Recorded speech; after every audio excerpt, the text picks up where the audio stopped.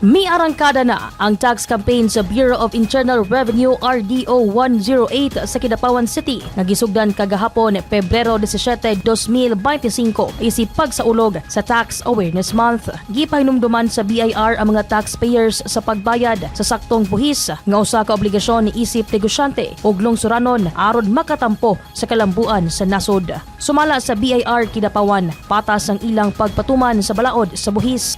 By paying our taxes honestly and promptly, we are investing in our country's future and ensuring that our government has the necessary resources to provide essential public services. The Office of RDO number 108 Kidapawan City is committed to provide efficient and effective services, both electronic and personal, to our most valued taxpayers. Subay sa temang buwis na tapat, tagumpay nating lahat, giawhag ang mga taxpayers nga makigtambayayong sa mga paningkamot sa BIR Kidapawan ug magpabiling matinud-anon sa ilang mga obligasyon.